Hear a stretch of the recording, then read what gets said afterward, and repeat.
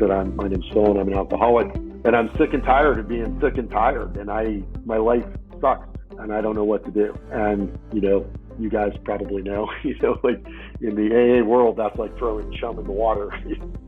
And I remember flipping to Appendix II in the big book. It wasn't the first time I'd seen it, I don't think, but it was the first time I read it and actually absorbed what it was saying. You don't have to have this white light rocketed into the fourth dimension thing. It's about a spiritual experience, and that just means being honest, open-minded, and willing. And what's here, it works, man. I've seen it work. I've seen it work in my own life. I've seen it work in my family's life. I've seen people come in. You see the light come on. Lives change. So keep coming back. Welcome to the Daily Reflection Podcast with your hosts Michael L. and Lee M. On this show, we try to provide inspiration through interviews with members of the recovery community through the lens of the Daily Reflections book. Each day, a new inspirational passage and a story about recovery. We're not aligned with any 12-step recovery program, but you may hear them mentioned throughout the course of an interview. Today on the show, Phil J. from Frederick, Maryland, shares on the spiritual concepts around the challenge of failure. I hope you enjoy this episode. Good morning. It is February 25th. How are you doing this morning, Mike? I'm doing great, Lee. It's great to see you again. Great to see you again, too. I'm very excited about today's episode. I've got my friend Phil J. from Frederick, Maryland this morning here to talk to us about the challenge of failure. Welcome, Phil. Thanks for having me, you guys. It's great to have you on the show. All right, Phil. So we always start in the same way. We have the guest read the daily reflection for the day, and today is February 25th. Would you get us started? I will do that. So February 25th, the challenge of failure. In God's economy, nothing is wasted. Through failure, we learn a lesson in humility, which is probably needed, painful though it is. That's from As Bill Sees It, page 31. How thankful I am today to know that all my past failures were necessary for me to be where I am now. Through much pain came experience, and in suffering, I became obedient. When I sought God as I understand him, he shared his treasured gifts. Through experience and obedience, growth started, followed by gratitude. Yes, then came peace of mind, living in and sharing sobriety. The challenge of failure. Okay, so Phil, what does this mean to you? What does the daily reflection mean to you? So I spent my career in and around education. And so one of the foundational concepts in education is that contrary to what society and culture tells us, we actually learn through failure, and not capital F, got a letter grade of F failure, but we come into the world and we don't really know how to do very much. We know how to breathe, we know how to eat, we know how to sleep, and we know how to go to the bathroom. That's about it. And everything else we learn. And I certainly know, as a parent, it's very easy to fall into the trap of, the Charlie Brown adult, wah, wah, wah. It's super easy to suddenly think I came into this world knowing a whole lot. And I came in just as ignorant as everybody else. And, that's very true in recovery. That I had to come in here because I didn't know what to do. I had no clue. And I had to be open at that moment, to be teachable. So we hear this thing of when you're ready, the teacher will appear, that kind of idea. And, in order to be teachable, I have to be open to the idea that I don't know something, or I don't know as much as I think I know, or maybe what I know isn't maybe what I think it is. So there's that. And it's also, I got sober in a college town. So I had the experience of being around some young people, kids in their, late teens and early 20s. And, at first had a very kind of mixed relationship to them. There was part of me that was just like, oh my God, that's amazing. That's mind blowing that, somebody that young could be doing this thing. And I have a son in recovery, and he's almost 3 years into this thing. And, I look at him and what he's done, and it just blows my mind, at his age, like, to have, unlocked what he's unlocked for him, and I say that not as his dad, I just say it as a fellow traveler on the road. And when I look at these young kids and I go like, man, you got lightning in a bottle, like somebody unlocked the mystery of life for you. And if like you could hold on to this thing, like how much runway you have and how much pain you can avoid, not to lessen any of the pain that these young folks would feel coming in. But that's like the upside of it, like, oh, wow, and the downside of it is to look at it and be filled with a massive amount of regret. I'm not ancient, but I ain't young, and I think I heard Dustin Hoffman in an interview once say, like, you're getting old when you can't divide your age by two and still you can't double your age and know that you still, have that much time left. Like, I'm on the other side of that. And so, I'd also look at these kids with like some resentment and some jealousy, and some of my, glaring shortcomings, would come through like, oh, you little rat, like you got it. And, but that was part of the lesson. That was part of what I had to learn, was to look at that and go like, every single thing that happened in my life or didn't happen in my life, everything that happened to me or happened because of me or whatever the story is about all that stuff. If I allow myself to be, ruled by that, if that stuff still holds a power over me, if I bring it into the present day and go, oh no, I can't do this because of that, or I'm not allowed to do this because of that, or I need to keep my mouth shut because of something, then I'm in trouble. And I can't let that have a hold over me. And so I, like, experience is a hard teacher. life, life, life is a cruel mistress in some ways, but, like, the only way we learn anything is by the experience that we go through. That's where it's forged. So I guess that's where I would start with. Yeah, and I love that, and it speaks perfectly to the first line in God's economy: nothing is wasted. And what a beautiful concept when you're new in recovery, trying to get sober, and you've got so much wreckage of the past, knowing that some of that is going to be the most valuable tools to help you get into the program and move to the next step. Can you tell me a little bit about what kind of failures did you experience? What drove you into the rooms?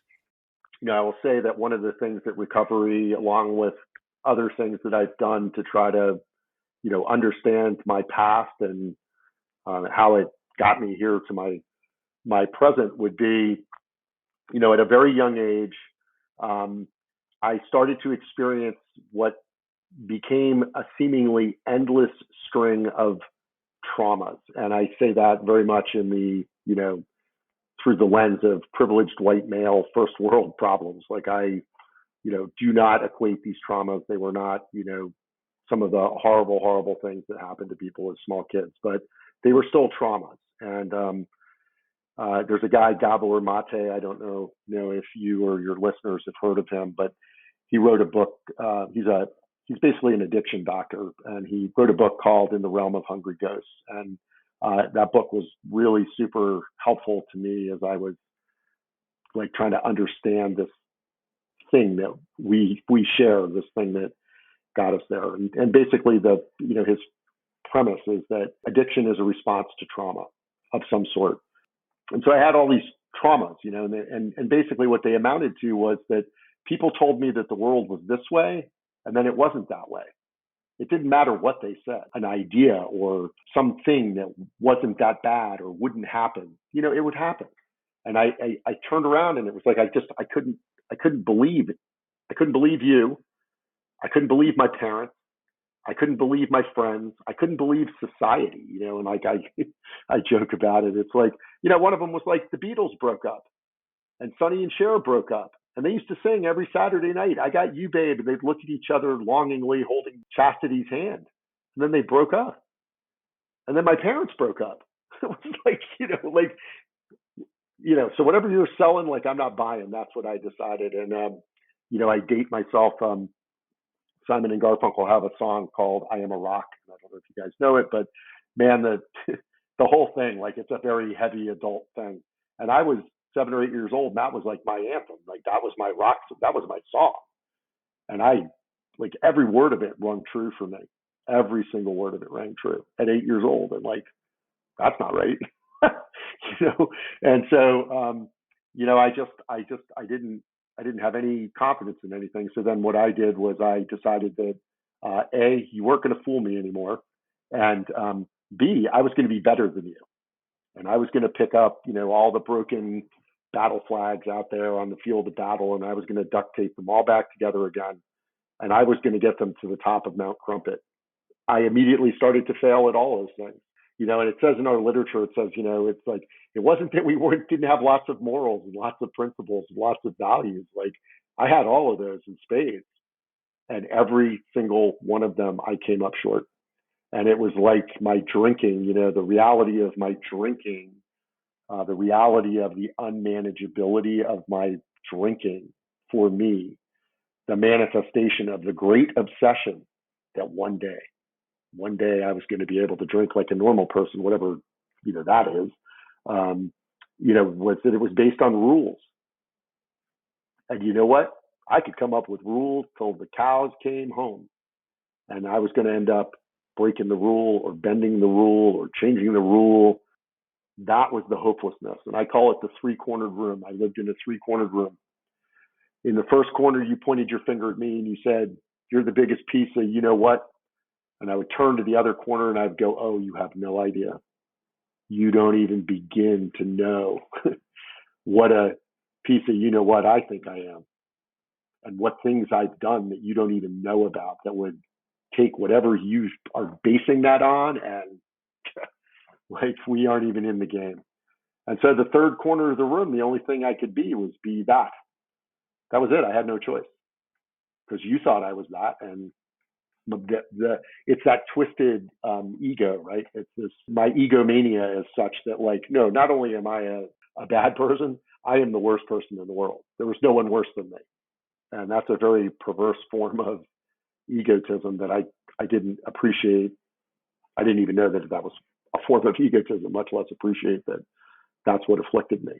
And so then I was just thinking the other day, like then the fourth corner of the room is like I turn and it's like, that's where, pardon my French, that's the fuck it. There's just no point, like I just give up. So there's no point. So that's a very sick way to live your life. And it doesn't leave any room for anything else. So I certainly felt like no one had anything to teach me. I'd already figured it out. Thank you very much. And I was okay with that. But I wasn't. I was miserable. You just described, our stories look different on the outside, many of us, all of us, our stories are all different. But on the inside, I think when we get here into the rooms of recovery, we kind of all arrive in the same internal place. And you just described that to me, what it feels like on the inside to be us out in the world. And so in the reflection, it says, when I sought God as I understood him, and then through experience and obedience, growth started, followed by gratitude. Would you say that was your journey, and talk to us about that search for your higher power? What did that look like for you in early recovery? When I actually walked in the door, it wasn't like I hadn't heard of AA or come to AA before or stopped drinking before. I had done all those things. And when I came to AA the first couple of times, it was half-hearted at best. I was just doing it to get people off my back, and I could say I'd done it, and I'd already decided before I got there that it wasn't really going to be for me. And I figured out pretty quickly that I could compare out. It was fine for you people. Clearly, you were all a hell of a lot sicker than I was. So I arrived because I had spent 7 days on a cruise ship with my family of my making, the extended family of my now ex-wife's extended family. And my family of my making was so unhappy with me. They were so upset with me. And it didn't have anything at that point explicitly to do with drinking. There hadn't been there was an event that had not yet been really truly addressed, but it wasn't really directly about drinking. And during that cruise, my daughter learned that she'd been accepted to college, and I had been, despite things that were going on, I'd been very actively and intimately involved in that process. And that moment came, and I was not a part of it. And I felt very much like, Scrooge in A Christmas Carol, like looking in on the Cratchits, but I wasn't looking in on the Cratchit family. I was looking in on my family. And I was outside, floating by the window, and I was just not a part of at all. And then worse than being on the ship for, 5 or 7 days, whatever it was, like, I then had to fly home with them, and I had to drive home with them in a car. And I just woke up the next morning and I am like, oh, ah. And I went with my dog, and I went up on the mountain with my dog, which is, kind of has always been a big part of just my spiritual life. There's just, and I'm out on the mountain with my dog, and I am just like, what am I going to do? What am I going to do? I'm going to go back to this house and like, Humpty Dumpty, and how am I going to put it back together? Like, I had no idea. And so I wandered down to, I had sort of been circling around AA a little bit as a token thing that really didn't have anything to do with, like, I need to address my alcoholism. And I went down to this meeting, and I walked in, and it's kind of interesting because it was a daily reflections meeting. So they would read the reading, and then they would share in serial fashion, no popcorn, and it would just go in turn. And I was like at the other side of the horseshoe. I was like, oh, please God, don't get to me. Please don't get to me. And it got to me. And the only thing I could think to say, which I had picked up from, I don't know, the 28 or 29 days I'd hung around AA 15 years before, was I just said, my name's Phil. I'm an alcoholic. I didn't have to like sick that up like I did the first time I ever said it. I thought it was the most horrible thing that I could ever come out of my mouth. I said, my name's Phil, and I'm an alcoholic, and I'm sick and tired of being sick and tired. And my life sucks, and I don't know what to do. And, you guys probably know, like in the AA world, that's like throwing chum in the water, for the sharks. And I was like, oh God, please, this meeting needs to end. This meeting needs to end. And I need to be able to get out of here without whatever's coming happening. And for whatever reason, I didn't flee. And the sharks came, and one of the guys, who kind of took it upon himself to sort of, declare himself my temporary sponsor. Those weren't the words that he used. He was a local guy, I was in the town I grew up in. He's a little older than me, but like we knew all the same people from, being in middle school and high school in the early and late 70s, for what that brings up, and so we knew a lot of the same people. And so it felt comfortable that way. But he also then started talking. He'd been sober for more than 20 years at that point. And he started talking. He's lived in California. He started talking about this mega church he'd gone to. He had this twinkle in his eye, and I was like, oh, whoa, no. You're telling me I got to go join some evangelical. This is it. I need to join this evangelical thing to get this thing. And I didn't run. I went and had coffee with the guy, and I was like, explain this God thing to me. And I got really wrapped around the axle about the God thing. I really thought that it was all about this God thing. And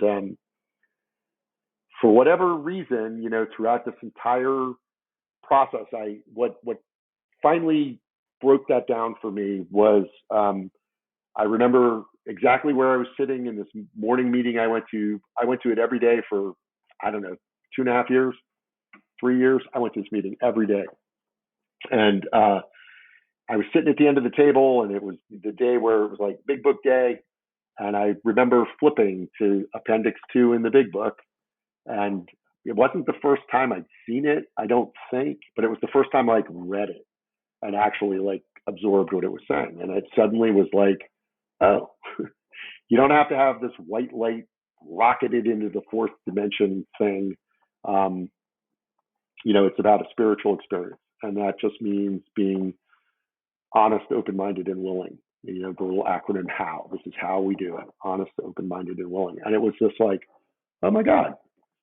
Oh, well, I can get behind that. I mean, okay, like I can't say to you that like, oh, I had honesty and open-mindedness and willingness and abundance, and I could bring them to bear in equal measures at all moments of time. But that suddenly, that combined also, so we're thinking about like failure and learning, and it was this idea, the thing that part of what didn't keep me in the first time I'd come around for sure was this like extrapolation out into the future.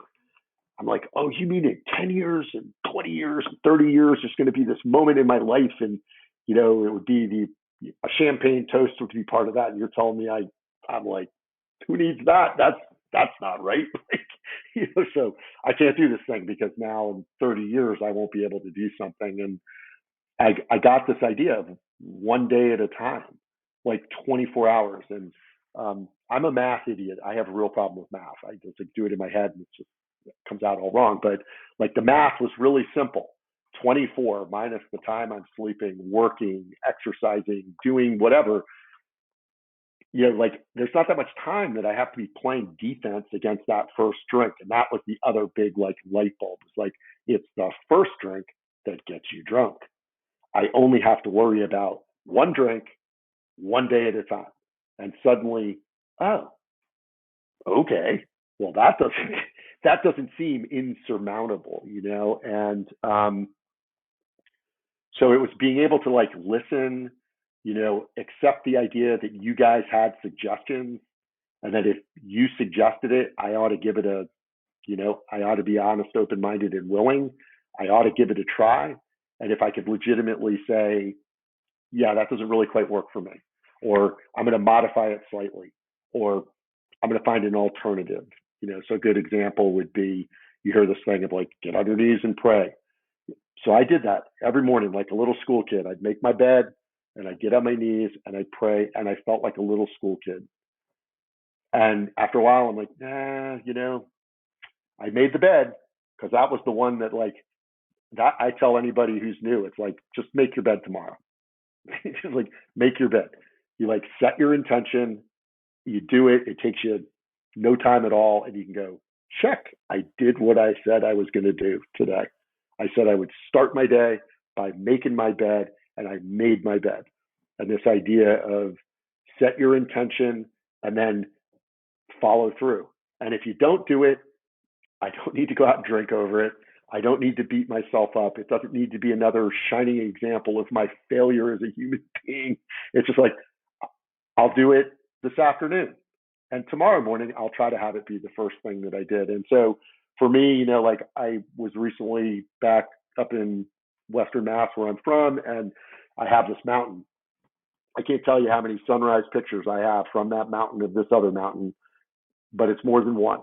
And that's where I would do that daily prayer. I would bug up that mountain, take me like 15 minutes to get to the top, try to time it, in my perfectionist way so I could catch the sunrise.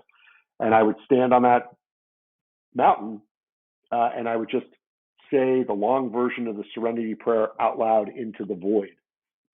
What am I praying to? I have no idea what I'm praying to, but I'm just asking for those things.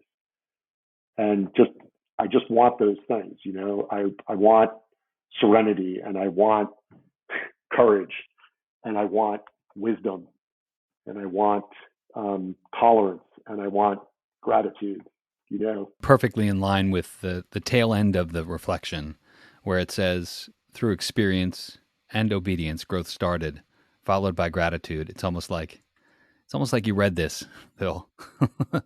And that's a beautiful thing. And you've left some pearls of wisdom, especially for the newcomer.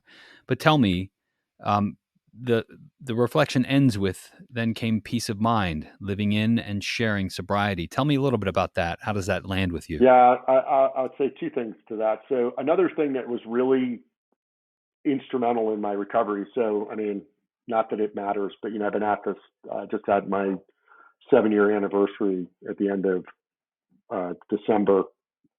And so when I look back at things, like one of the things that was really, like pivotal in my early recovery. And I think of myself as like, an advanced beginner at this point, like I don't think I'd figured anything out because I didn't come up with any of this stuff. Like I'm just figuring out how to apply it in my life and make it mine.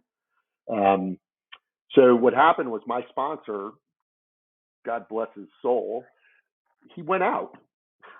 He went out on me, and he was like, "I told you," and I said, "No, you didn't tell me, man. Because if you'd called me, you know what I would have said to you." So like he went out, so he couldn't be my sponsor, but he's still my friend. I owe the man my life. And so this was about 2 years into recovery, so just over 2 years in. And so for a while, I went without a sponsor. I'm like, I'm good. I had my meetings, I had my practice. I'm like, I'm good. I don't really need a sponsor. I'm not concerned that I don't have a sponsor. I think I'm okay. And about 6 months into this not having a sponsor, someone came and asked me if I would sponsor him. I'm like, okay. And it's this idea of like, it really, what was in my head is like, you can't give away something you don't have. Like, I cannot be the peddler. You use the word pearls of wisdom. I don't have any pearls of wisdom. I have my experience, I have my strength, and I have my hope. And all that stuff, that we talked about, like this wreckage of the past, like, sure, that's an asset in talking to another alcoholic, right? I'll tell people, I don't need you to tell me your story. Like, we can break your story down to the basics of the story, right? The narrative details are not essential when we're relating to each other.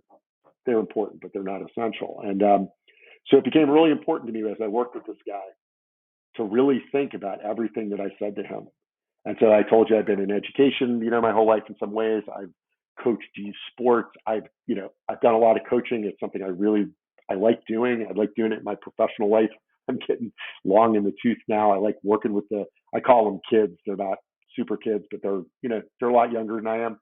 And I just like coaching them. I like going full grandpa on them and going like, all right, kids, gather around. I'm going to kind of share you my experience that I've accumulated just over, a lifetime of professional work. And in recovery, it's the same thing. I can share with you, what works for me, or what I did with a situation that was like that, or this is a person I think you should go talk to. I don't know what I'm talking about. I can't relate to that experience, but let me try to connect you to someone else. And about 3 months after that, someone else came to me, and actually this person like broke down in my kitchen. Like they bottomed out emotionally, just went like crumpled in my kitchen. And I was like, they were passing through, they were going somewhere else. I'm like, do you know anybody in the town you're going to? And they're like, no. I said, just go try a meeting. And then I kind of became that person's like onboarding buddy. Like they call me up and go like, what's a closed meeting? What's that mean? They keep talking about this God thing. What's that mean? And I wasn't sponsoring this person, but those two people together, that experience did more for my sobriety than I can even begin to describe. Like they were teaching me because they were forcing me to really think about what I was going to share with them. And I really had to learn how to listen. The guy I sponsored, oh my God, for a year, dude, he never once asked me like, how you doing? What's going on in your life? And my life was not like I had a lot going on. Not for a year, not once did he say, talk about me. And I just sat there and I listened and I tried to look for what I could give to him. And I didn't have a resentment over it. It was like, that was the teachable moment. I was learning, like, you need to shut up, Phil. And you need to like make this about this person. This is not about you. And so I think, you're asking like, how does it apply to my life today? Like at the end of that reading, it's like, what I've learned is, while I would like for both of you to like me, it doesn't matter whether you like me or not. It doesn't, I want to do things. I would like people to like me. I would like people to have a good feeling about me. But if they don't, they don't. And if they don't have a good feeling about me because of something I've done, then it's on me to try to, address that. That's why we have a 10th step, or we have a 9th step. But at the end of the day, like I I don't need your approval. I'm comfortable with who I am. I'm comfortable in my own skin today. And, I won't name the therapy model. It's not one I've actually done, but it's one I've kind of read about and I kind of pull from it. And I know Lee is like steeped in just a broad array of things. But, in this model, it's like basically like we took this little kid, I took that little 5-year-old kid and I had to pack him away because he was a liability, man. He was a liability because he kept going, tell me more, please. Yeah, I'll bite, and he kept getting suckered.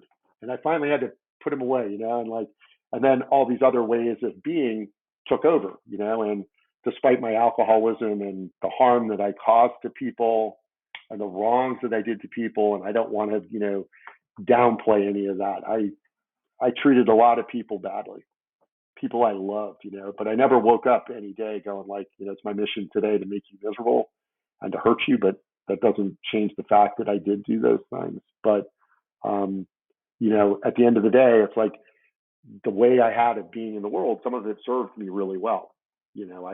As a therapist told me, it's like, you have grit, man. There's no reason you should died on the streets. And I didn't die on the streets because that wasn't an option that was like an option for me. I was going to not go that way, but it doesn't mean that I couldn't have. I'm just lucky.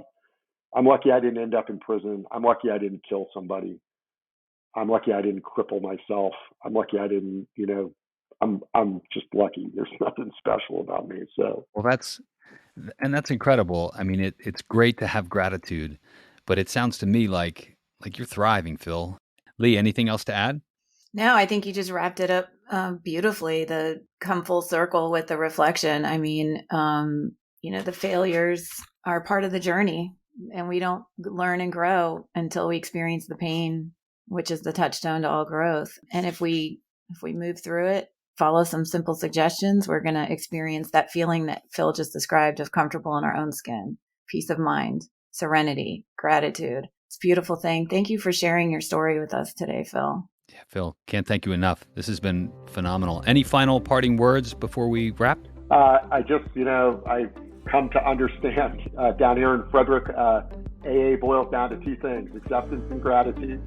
And I've learned that lesson in the year and a half that I've lived here. I've learned a lot from my new recovery family. Like, I have a lot of people I know. And, I know also that the program's about the newcomer, right? I could walk away from AA today and AA is going to be just fine without me. Like, AA does not need Phil. But if you're new, this idea of just keep coming back, don't leave before the miracle happens. And it works if you work it.